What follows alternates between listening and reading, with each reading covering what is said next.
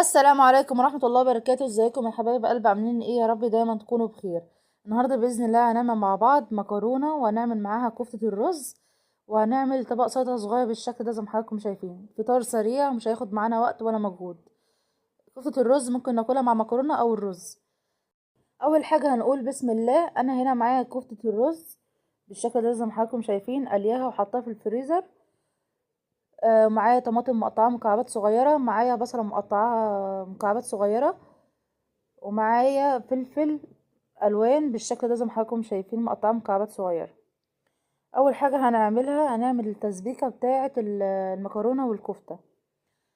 اكون مجهزه طاسه بالشكل دوت، وانزل عليها بمعلقتين كبار من السمنه البلدي، وابتدي انزل عليهم بالبصله اللي انا مقطعاها مكعبات صغيره بالشكل ده زي ما حضراتكم شايفين.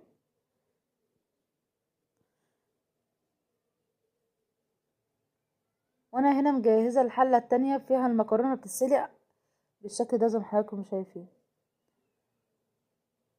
هنا المكرونه خلاص كانت داخله على سوا، ابتدي اقلبها بالشكل ده زي ما حضراتكم شايفين. ما ننساش نصلي على سيدنا محمد ونقول اللهم صل وسلم وبارك على نبينا محمد وعلى اله واصحابه اجمعين. وبعد كده هنبتدي ان احنا ننزل بالفلفل. اول ما البصله بدات تدبل معانا نبتدي ننزل عليها بالفلفل اللي احنا مقطعينه مكعبات صغيره بالشكل ده زي ما حضراتكم شايفين. نقلبها كويس مع البصله، وبعد كده هنبتدي ان احنا ننزل عليها بالطماطم اللي احنا مقطعينها مكعبات صغيره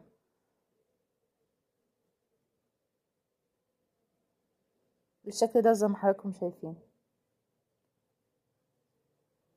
فطار سريع مش هياخد معانا وقت ولا مجهود.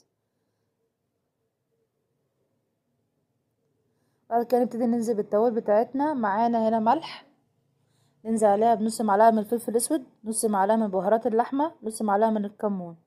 نقلبها كويس ونسيب الصلصة بتاعتنا تتسبك بالشكل ده زي ما حضراتكم شايفين.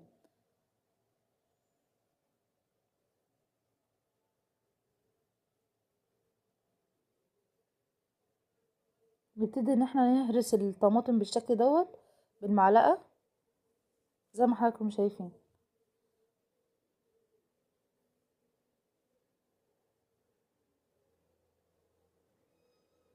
وبعد كده نبتدي ننزل بالكفتة بتاعتنا في الصلصة لما اتسبكت معانا،